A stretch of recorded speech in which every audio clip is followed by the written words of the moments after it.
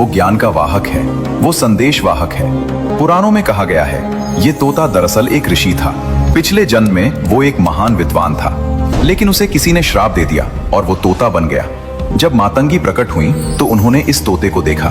उन्हें पता चल गया कि ये कोई साधारण तोता नहीं है। मातंगी ने तोते से कहा, तुम मेरे साथ रहो, तुम मेरा संदेश लोगों तक पहुंचाओगे। तोता मातंगी के कंधे पर बैठ गया और तब से वो हमेशा मातंगी के साथ है। दोस्तों, मातंगी माँ की सबसे बड़ी और सबसे खतरनाक शक्ति है वाक सिद्धि। वाक सिद्धि मतलब आपकी वाणी में इतनी शक्ति हो कि जो बोलो वो सच हो जाए। सोचिए, आपने किसी को आशीर्वाद दिया, तुम सफल हो जाओगे, और वह सच में सफल हो गया। या आपने गुस्से में कह दिया, तुम्हारा बुरा होगा, और वह भी सच हो गया। यही है वाक सिद्धि की शक्ति, यही है मातंगी का वरदान। इसलिए मातंगी के साधक बहुत सावधान रहते हैं। वे जानते हैं उनके मुंह से निकला हर शब्द हकीकत बन सकता है। इसलिए वे हमेशा सोच समझकर बोलते हैं, मीठा बोलते हैं, सकारात्मक बोलते हैं। और यही तो मातंगी सिखाती हैं, शब्दों की ताकत को समझो। वाणी सबसे बड़ा हथियार है, इसे सही इस्तेमाल करो तो स्वर्ग बना सकते हो, गलत इस्तेमाल करो तो नरक। दोस्तों, अब सुनिए मातंगी के पराक्रम की वह कहानी जो बहुत कम लोग जानते हैं। बहुत पहले एक भयंकर राक्षस था, कर्नाटक। उसने ब्रह्मा जी से वरदान पाया था, कोई देवता मुझे युद्ध में नहीं हरा सकता। इस वरदान के घमंड में उसने तीनों लोकों में आतंक मचा दिया। लेकिन सबसे खतरनाक बात यह थी, कर्नाटक ने वाणी पर हमला किया। वो जहां जाता लोगों की वाणी छीन लेता। ऋषि मुनि मंत्र नहीं बोल पाते, गायक गा नहीं पाते, टीचर पढ़ा नहीं पाते। पूरी दुनिया में सन्नाटा छा गया। देवताओं ने घबराकर सभा बुलाई। ब्रह्मा, विष्णु, महेश सब परेशान थे। ब्रह्मा बोले, मैंने वरदान दिया है, हम सीधे युद्ध नहीं कर सकते।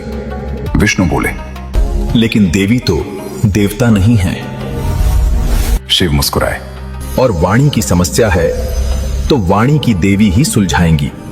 सभी देवताओं ने एक साथ पुकारा, ओम ह्रीं क्लीं हूं मातंगे, हे वाणी की देवी।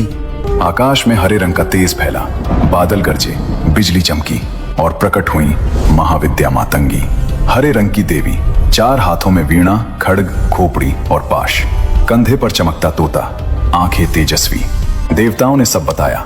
मातंगी की आंखों में क्रोध की चमक आई। बोली, वाणी मेरा क्षेत्र है, कोई इसे नहीं छीन सकता। मैं इस राक्षस को सबक सिखाऊंगी।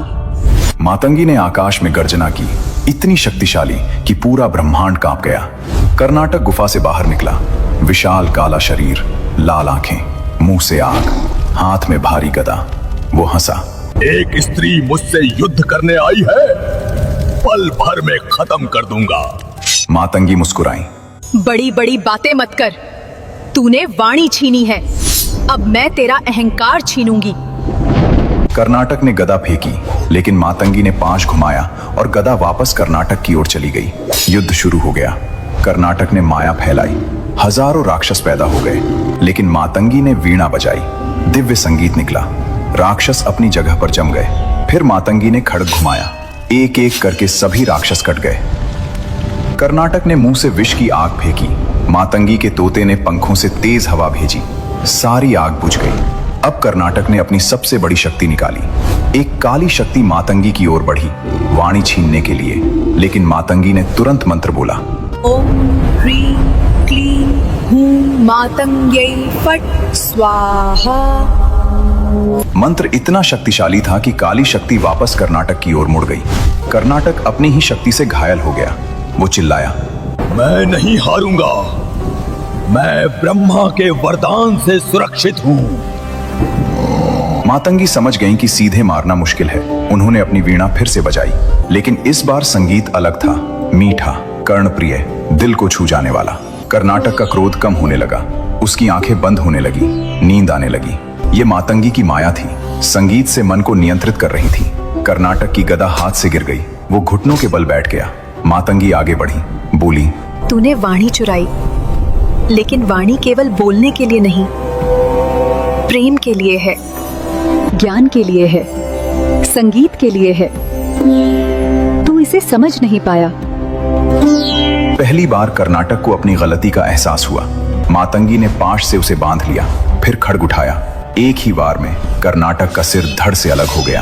कर्नाटक का अंत हो चुका था और फिर चमत्कार हुआ। जितनी भी वाणी छीनी गई थी सब वापस आ गई। ऋषि मंत्र बोलने लगे, गायक गाने लगे, बच्चे हंसने लगे। पूरी दुनिया फिर से आवाजों से गूंज उठी। देवताओं ने पुष्पों की वर्षा की। जय माता मातंगी, जय महाविद्या। ब्रह्मा बोले, तुमने मेरे वरदान की मर्यादा भी बचाई और कर्नाटक का अंत भी किया। विष्णु बोले, वाणी की शक्ति तुमसे बड़ी किसी की नहीं। शिव ने आशीर्वाद दिया, तुम सदा वाणी की रक्षक रहोगी। मातंगी ने प्रणाम किया और अपने लोक को लौट गईं। ये युद्ध हमें सिखाता है, वाणी सबसे बड़ी शक्ति है। इसका सम्मान करो, सही इस्तेमाल करो, क्योंकि वाणी में ही असली ताकत है। अब सुनिए मातंगी माँ की एक अद्भुत कथा। बहुत पहले एक राजा था, महाराज प्रताप सिंह। विशाल सेना, बेशुमार धन, सुंदर महल, सब कुछ था। लेकिन एक बड़ी समस्या थी, उसकी वाणी में कोई प्रभाव नहीं था। जब वो प्रजा से बोलता तो लोग ध्यान नहीं देते, आदेश देता तो मंत्री टाल देते, युद्ध में सेना को प्रेरित करता तो सैनिकों में जोश नहीं आता। राजा परेशान था। मैं राजा हूं, फिर भी मेरी बात कोई क्यों नहीं मानता? उसने बहुत कोशिश की, बड़े वक्ताओं से सीखा, आवाज तेज करने की कोशिश की, लेकिन कुछ काम नहीं आया। एक दिन दरबार में एक साधु आए, मातंगी के उपासक। उन्होंने राजा की समस्या समझी। साधु बोले, महाराज, समाधान है, लेकिन कठोर साधना करनी होगी। राजा तुरंत तैयार हो गया। मैं कुछ भी करूंगा। साधु ने कहा, मातंगी मां की उपासना करो, 40 दिन की साधना। वे वाणी की देवी हैं। उनकी कृपा से तुम्हारी वाणी में शक्ति आ जाएगी। राजा ने तुरंत निर्णय लिया। उसने राजपाट मंत्रियों को सौंपा और जंगल में चला गया। एकांत स्थान पर एक कुटिया बनाई, मातंगी का यंत्र स्थापित किया और साधना शुरू कर दी। राजा ने पूरी तपस्या की, हर रोज सुबह से शाम तक मंत्र जाप करता। ओम ह्रीं क्लीं हूं मातंग्यै फट् स्वाहा।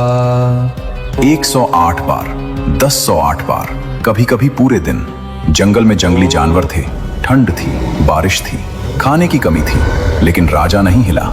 10 दिन बीते, 20 दिन, 30 दिन, राजा साधना में लीन था। 39वां दिन आया। राजा को लगा, अभी तक कुछ नहीं हुआ, क्या साधना सफल होगी? लेकिन उसने हार नहीं मानी। 40वें दिन की रात, आधी रात के समय, अचानक कुटिया में तेज रोशनी फैल गई। राजा ने आंखें खोली। सामने खड़ी थी महाविद्या मातंगी, गहरे हरे रंग की देवी, 4 हाथों में वीणा, खड्ग, खोपड़ी और पाश, कंधे पर हरा तोता, सिर पर चमकता मुकुट। राजा की आंखों में आंसू आ गए। उसने प्रणाम किया। मातंगी मुस्कुराई। उठो राजन, तुमने कठोर साधना की है, मैं प्रसन्न हूँ। राजा बोला, माँ, मैं असफल राजा हूँ, मेरी वाणी में प्रभाव नहीं है, कृपा करें। मातंगी ने हाथ उसके सिर पर रखा, फिर बोली, तुम्हारी समस्या वाणी की नहीं, हृदय की है। तुम प्रजा से दूर हो गए हो। तुम महल में रहते हो लेकिन नहीं जानते कि प्रजा को क्या चाहिए। अब जाओ, प्रजा के बीच जाओ, उनकी समस्याएं सुनो, उनकी मदद करो। जब तुम्हारा दिल प्रजा के साथ होगा तो वाणी में अपने आप प्रभाव आ जाएगा।